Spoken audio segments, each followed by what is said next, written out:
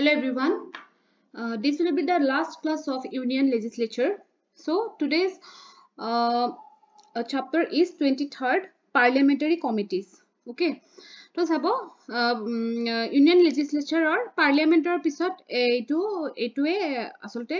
okuman important chapter hoy.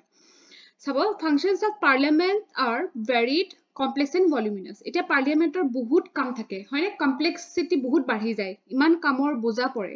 গতিকে হে কামবিলাক যাতে মানে সহজ হৈ পৰে ইজিয়াৰ হৈ পৰে সেই কাৰণে কিছুমান কমিটি গঠন কৰা হয় যাতে হেল্প কৰিব পাৰে সেই কামবিলাক আগুৱাই নিয়াৰ কাৰণে আৰু এই কমিটিজ বিলাককে আমি পাৰ্লিয়ামেন্টাৰী কমিটিজ বুলি কওঁ এটা চাওক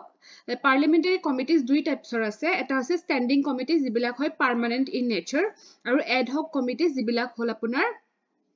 টেম্পোৰাৰী মানে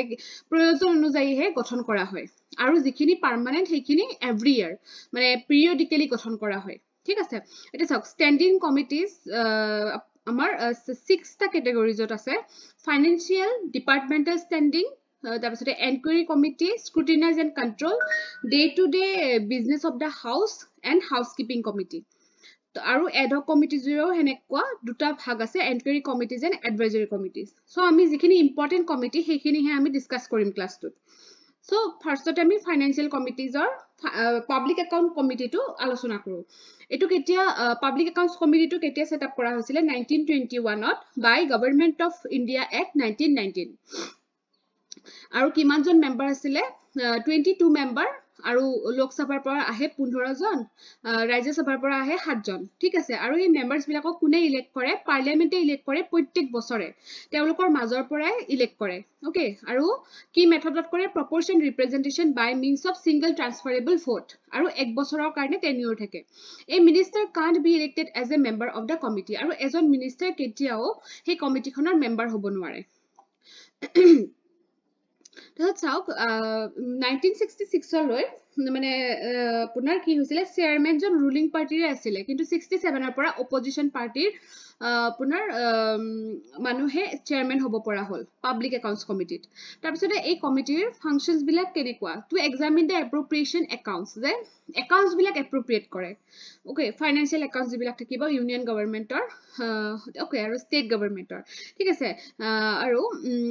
কি এক্সামিন কৰে যে অডিট ৰিপোৰ্ট অফ CAG যেটো আমাৰ কন্ট্ৰোলাৰ এণ্ড অডিট জেনাৰেল যাৰ বিষয়ে আমি পঢ়িম পিছত তেওঁৰ যেটো অডিট ৰিপোৰ্ট দিয়ে হেতু এক্সামিন কৰে আমাৰ public accounts committee so to examine the accounts of autonomous and semi autonomous bodies the audit of which is conducted by the CAG তাৰপিছত চাব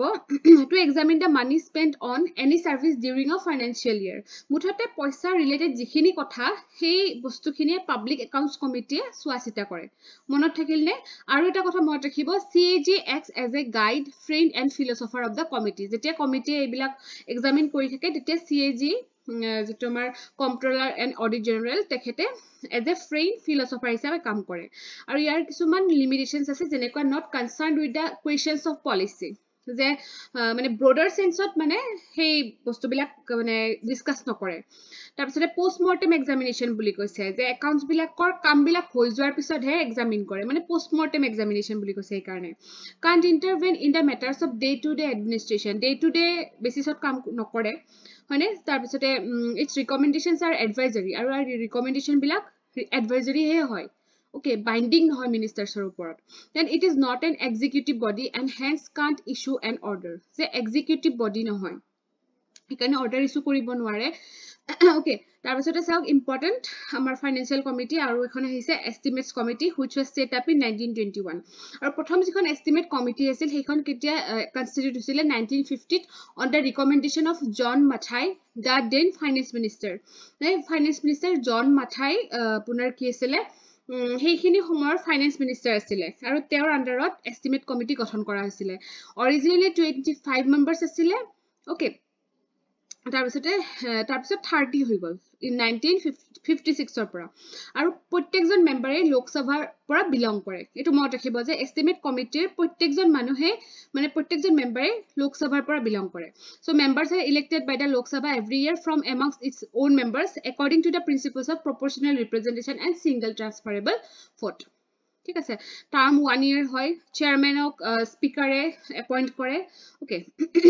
আৰু ইয়াক কি বুলি কোৱা হয় কন্টিনিউয়াস ইকোনমিক কমিটি বুলি কোৱা হয় আৰু ফাংশনস বিলাক কি হয় to report economic improvements in organisation efficiency and administrative reform যেহেতু ফাইনান্স কমিটি মানি ৰিলেটেড হয় বস্তুবিলাক Okay, তাৰপিছত কিছুমান লিমিটেশনসও আছে যেনেকুৱা it examines the budget estimates only after they have been voted by the parliament and not before that. Okay, যে মানে কেতিয়া এক্সামিন কৰিব পাৰে যেতিয়া মানে পাৰ্লিয়ামেন্টৰ ভোট হৈ যাব তাৰ পিছত হে তাৰ আগত নহয় ঠিক আছে it can't question the policy question কৰিব নোৱাৰে বা চেঞ্জ কৰাৰ হিমান পাৱাৰ নাথাকে ৰিকমেন্ডেশন বিলাক এডভাইজৰি হয় প্ৰায় একেই হয় মানে লিমিটেশনস বিলাক okay so the departmental standing committees কেইখনমান আছে কেইখন আছে 17 DRSC মানে departmental standing committees 17 খন সেটআপ কৰা হৈছিল এতিয়া 24 খন হ'ল ঠিক আছে 24 এতিয়া 24 খন আমাৰ departmental standing committee আছে আৰু 31 members থাকে 21 জন লোকসভা আৰু 10 জন 10 জন ৰাজ্যসভা আৰু কোনে নমিনেট কৰে আমাৰ স্পিকাৰে কৰে ওকে মানে লোকসভাৰ যিখিনি নমিনেট কৰে হেতু স্পিকাৰে কৰে আৰু ৰাজ্যসভাৰ যি 10 জনক নমিনেট কৰে হেতু চেয়াৰম্যানে কৰে ৰাজ্যসভাৰ ওকে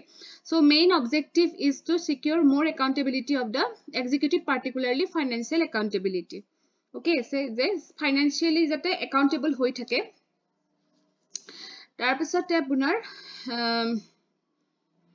ওকে ইয়াৰেও টার্ম কি হয় 1 ইয়ার হয় out of 24 standing committees 8 work under Rajya Sabha 8 খন Rajya Sabha under কাম কৰে আৰু 16 খন Lok Sabha under কাম কৰে ঠিক আছে তাৰ পিছতে ইয়াৰেও মানে পুনৰ কাম বিলাক ঠিক তেনেকৈ হয় ডিমান্ডস অফ গ্ৰান্টস খিনি এক্সামিন কৰে বিলস বিলাক ভেৰিফাই কৰে ঠিক আছে তাৰ পিছতে আপোনাৰ এক্সপাৰ্টছৰ পৰা মানে কিছুমান ধৰক বস্তু চেঞ্জও কৰিব পাৰে কিন্তু ইমানো চেঞ্জ কৰা পাৱাৰ নাথাকে কমিটিজ বিলাকৰ জাস্ট ফৰ মানে কি হেল্পিং হ্যান্ড হিচাপত কাম কৰি থাকে মানে পাৰ্লিয়ামেন্টৰ মানে ধৰক মানে এটা সাপোৰ্ট লাগে ন সেই সাপোৰ্টিং সিস্টেম হিচাপে কাম কৰে The functioning of the committees is marred with several issues বিলাক নেকৈ হয় ধৰকচোন happen behind closed doors say কাম বিলাক অকমান পাৰ্সোনাল হয় ট্ৰান্সপাৰেন্ট নহয় ওকে তাৰ পিছতে committee suggestions are not enforceable in nature কিবা সাজেশন দিলেও মানে বস্তুটো কি নহয় মানে এডভাইজৰি হে হয় মানিবই যে লাগিব হেতু নহয় এটা সব আপোনাৰ ৰাজ্যসভা আন্ডাৰ থকা কিখনমান কমিটিৰ নাম দিছো গুটি কিখন মই দিয়া নাই কিখনমান দিছো যেনেকুৱা committee on commerce committee on home affairs committee on human resource development committee on industry হয়নে তাৰপিছত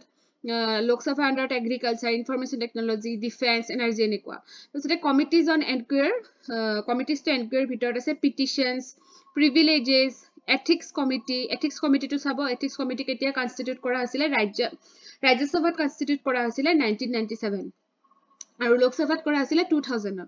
aru ethics mane to jane apunaloke ei committee khone mainly code of conduct enforce kore okay aru misconduct bilako examine kore okay thus it is engaged in maintaining discipline and decorum in parliament তাৰপিছতে committee to স্ক্ৰুটিনাইজ and control এইখিনি বহুত important নহয় আপোনালোকৰ মই কৈ দিছো এইকিখনে যিকিখন মই ইয়ালৈকে কৈ দিছো এইকিখনে ইম্পৰ্টেন্ট ইয়াৰ পৰা বৰ এটা ইম্পৰ্টেন্ট নহয় মানে ঠিক আছে কমিটিজ টু এনকুয়াৰ মানে ফাইনান্স কমিশন কিখন আৰু ডিপাৰ্টমেন্টাল ষ্টেণ্ডিং কমিটিজ কিখন এইকিখন চাব অকমান বাকি কিখনো চাব মই হাক দিয়া নাই কিন্তু মানে ইম্পৰ্টেন্ট মানে হেকিখনে হয় তাৰপিছতে পাৰ্লিয়ামেন্টাৰী ফোৰামস বুলি আছে the first parliamentary forum on water conservation and management was constituted in 2005 so 8 খন parliamentary forums আছে এইখিনি আপোনালোকে চাই লব এটা বুজাব লগা একো নাই objectives কি আছে যে provide a platform to the members to have interactions with the ministers concerned experts and key officials হয়নে যাতে ডিসকাস কৰিব পাৰি কথাবিলাক যাতে মেম্বাৰস বিলাক সেনসিটাইজ কৰিব পাৰি যিবিলাক কনসাৰ্নস হৈ থাকে okay তাৰপিছতে composition to চাব যে not more than 31 members okay তাৰপিছতে এটা পাৰ্লিয়ামেন্টাৰী গ্ৰুপ বুলি আছে যেটো নেকি আমাৰ অটোনমাস বডি হয় আৰু গোটেই মেম্বাৰখিনি পাৰ্লিয়ামেন্টৰে হয় কেতিয়া ফাউন্ড কৰা হৈছিল 1949 ত তাৰপিছতে it is an international organization of parliament of sovereign states ঠিক আছে তাৰপিছত কম্পোজিশনত কোন থাকিব স্পিকাৰ অফ দা লোক সভা is the ex officio president of the group deputy speaker of lok sabha and the deputy chairman of rajya sabha secretary general of the lok sabha and ex officio secretary general of the group okay মানে তেওঁ secretary general of Lok Sabha জনে x official secretary general হিচাপে কাম কৰে objectives বিলাক কেনেকুৱা promote personnel কন্টেক্টস এতিয়া ইয়াতে মই দিছো তথাপিতো মই কৈ দিছো আপোনালোকক খুব এটা ইম্পৰ্টেন্ট নহয় এই দুটা টপিক পাৰ্লিয়ামেন্টাৰী ফোৰামছ এণ্ড পাৰ্লিয়ামেন্টাৰী গ্ৰুপছ এনে চকু ফুৰাই যাব কিন্তু পাৰ্লিয়ামেন্টাৰী কমিটিজ মই যিকিখন কলো finance committee departmental standing committee এইখিনি বস্তু আপোনালোকে কিন্তু চাব ওকে সো আজি আমাৰ ইউনিয়ন লেজিসলেচাৰ এই ক্লাছটোতে শেষ হোৱা বুলি মই কলো আৰু নেক্সট ক্লাছত আমি জুডিচিয়াৰী মানে আমাৰ যেটো ইউনিয়ন লেভেলত জুডিচিয়াৰী আছে আমি হেতু কৰিম ঠিক আছে thank you for watching the video